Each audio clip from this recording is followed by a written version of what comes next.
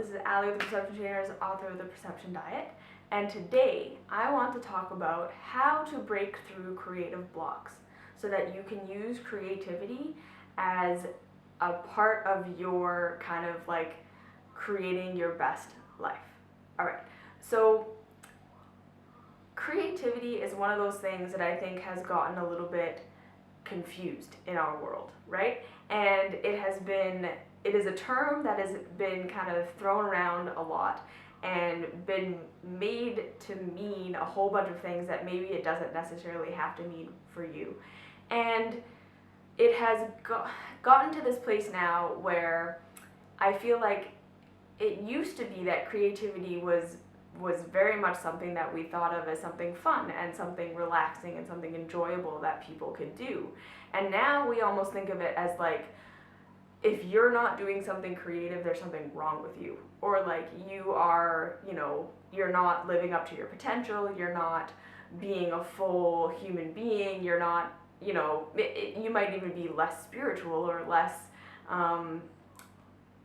enlightened or whatever if you're not participating in some sort of creative endeavor. And it's kind of funny because I feel like for a really long time creativity was really undervalued and it was seen as like the arts, right? Like for people who couldn't do practical things, you went into the arts.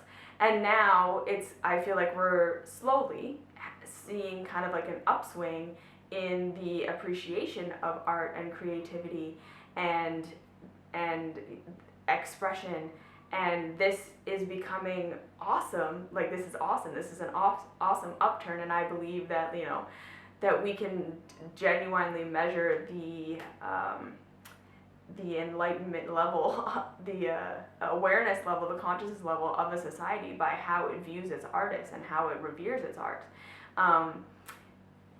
Not to say that everyone needs to be an artist. Obviously, there's room for everybody to be exactly what they should be doing and what calls to them. However, when we come to a place where we, as a society, collectively value art and collectively value creativity and collectively value the expression that comes through expression, we are understanding ourselves a lot deeper than when we don't value these things, okay? So this is now, because we are riding this wave, that there is kind of this surge of creativity coming back into our culture, and especially in the spiritual movement. Like, there's so much like mandala coloring books and poetry and music and like people are getting into art in all different ways, getting into creativity in all different sorts of ways, and it's beautiful and it's wonderful. However, I know that a lot of you out there are feeling really blocked in your creativity. You're feeling like there's so many voices in your head telling you that you can't, telling you that you shouldn't, telling you that it's a waste of time, telling you that that you're not going to be any good, or even if you started now, it's too late, you can never be any good, and blah blah blah blah. And so this is the first kind of point that I want to make about creativity, is that the people who engage in creativity on a regular basis, okay, the people who allow themselves to be creative either in their work or as a pastime, right? So there are definitely people who have found a way to make their art their vocation, right? To make their art their career. And there are lots of people who don't do that. There are people who work their regular job and then go home and do, they paint, or they play the piano, or they cook, right? They do culinary arts or whatever it is.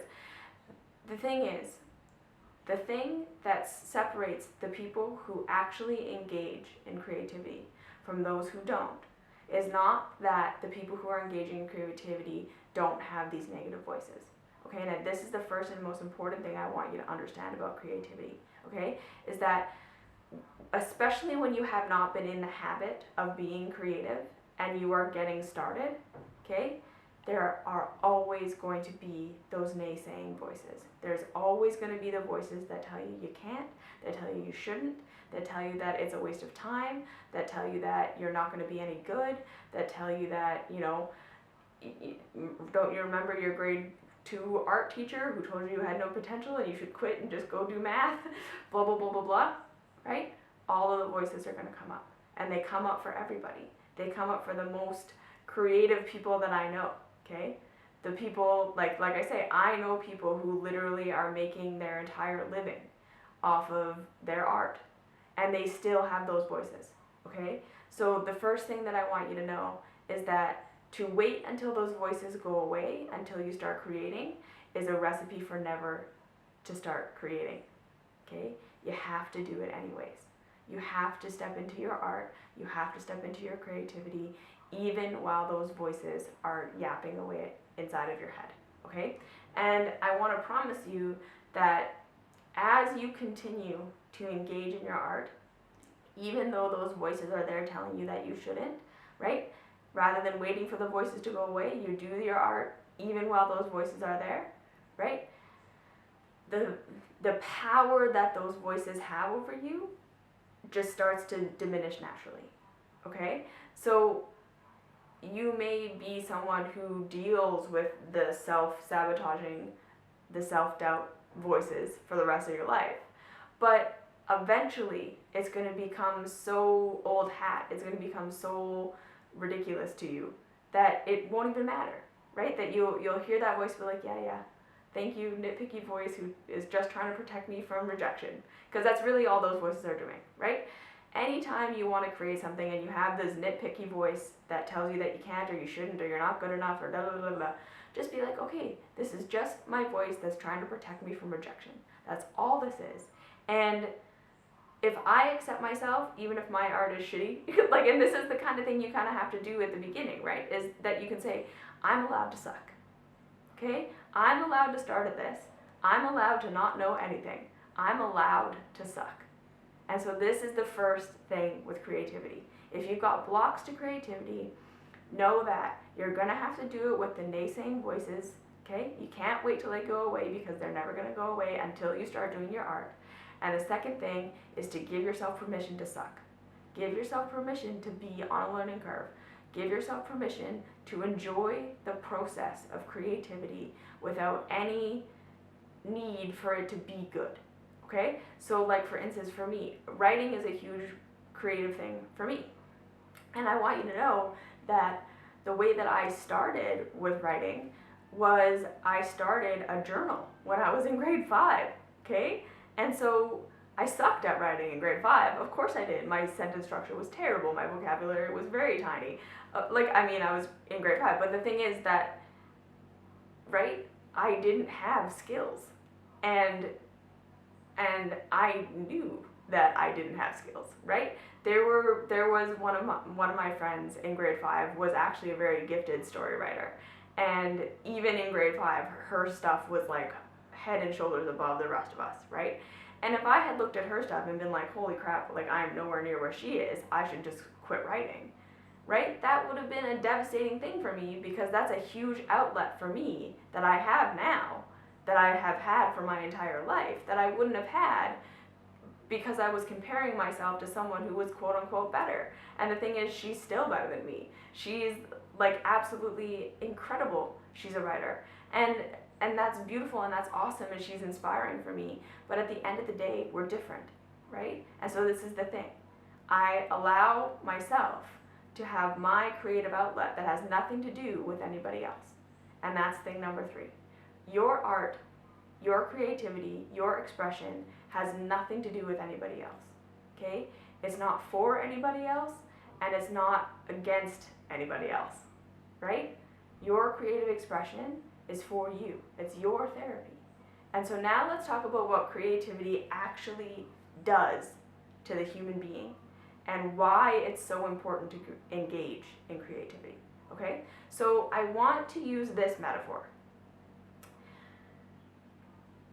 Pretend we're looking at a generally healthy human being, okay? A generally healthy, generally fit, generally, just like vital human being, okay?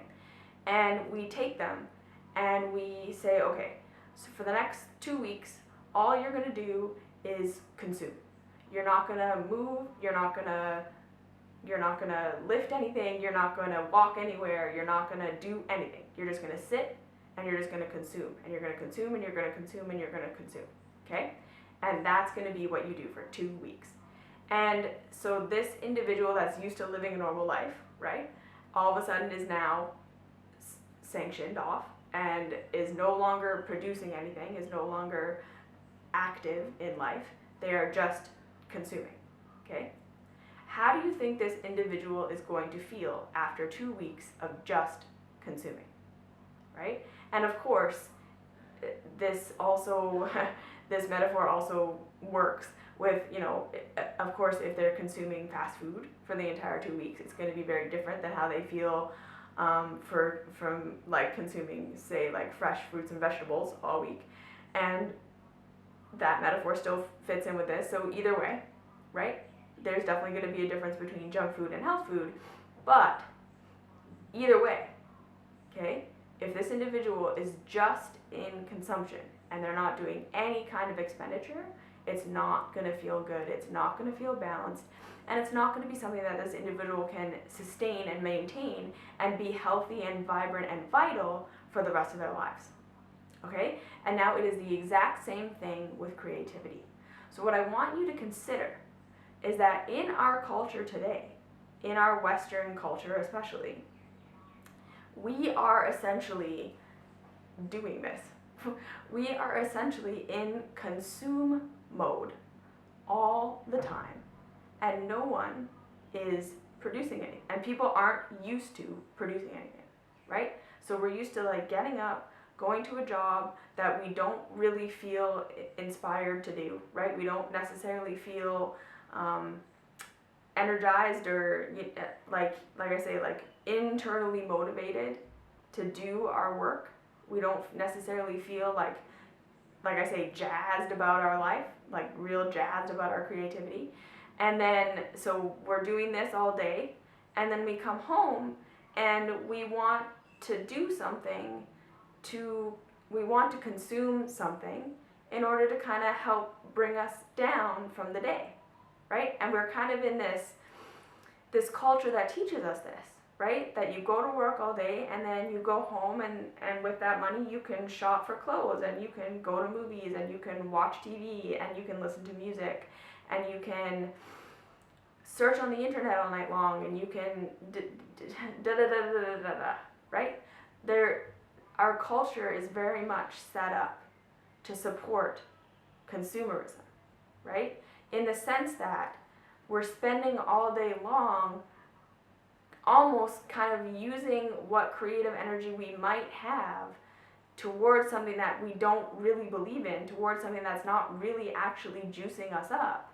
And so we feel like we've given, and then it drains us, and then we need to consume something in order to fill ourselves back up, right? And then we just get in this cycle, so then it almost makes us feel like to do something creative, like to paint or to draw or to sing or to dance or to whatever, feels like I don't have the energy, right? Like I'm already feeling drained, I'm already feeling overdrawn, I'm already feeling like I don't have the energy, so I don't want to have to expend more energy on this thing. I'd rather sit and watch TV or, you know, wind down in some other way. And so what I want you to understand is that this is not actually how creativity works, okay? So creativity is actually one of these magical things that when you engage in creativity that comes from within, that comes from somewhere inside of you, that basically comes from the place where those nitpicky voices are harping at you, right? So when you hit on it, when you have hit on your creative thing and those voices start chirping in your head, instead of thinking like, okay, this is a sign that I shouldn't do it, I want you to think like, okay, no, because those voices have come up, this is a sign that I should, right? Because those voices are coming up to protect me, right?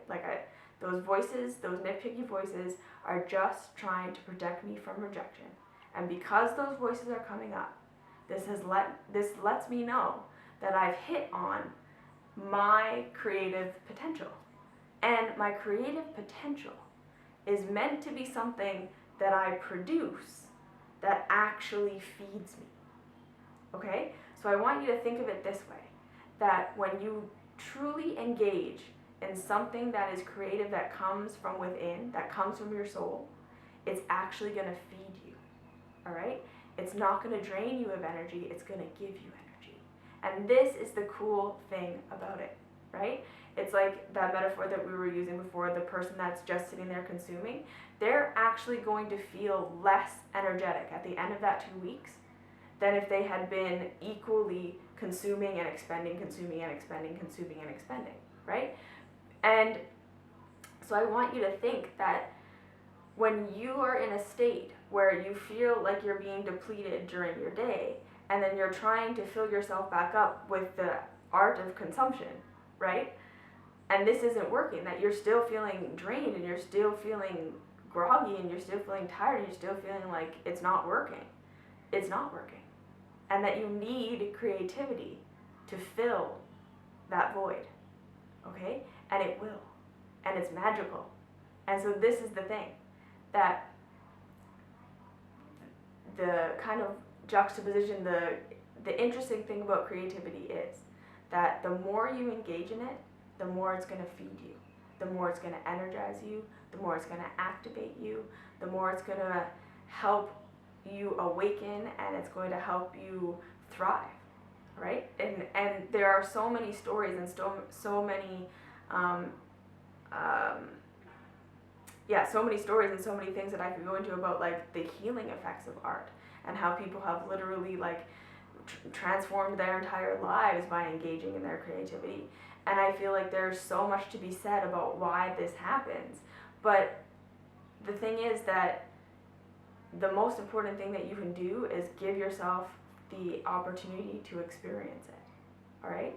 So the point of this video is, if you've got those nagging voices in your mind telling you, you can't do it, you shouldn't do it, it's a waste of time, you're not going to be any good, da da da da da, know that that's just your fear brain trying to protect you from rejection, okay? And then if you give yourself permission to be a beginner, and that it's okay to suck, and it's okay, the point of it isn't to be Van Gogh. The point of it isn't to be the most prolific piano player that's ever been. The point of it isn't to be the most, successful baker in the entire world. The point is just to give yourself time and space to express yourself. The point is just to let yourself be a human that's not constantly striving for something or constantly just trying to numb out and shut down, right? And then you allow your creativity to come from that internal place, and you allow it to be something that draws you. It will start to feed you, okay? And you will start to notice that the amount that you need to consume as far as media or art or, expressions from other people, because that's what all of this is, right?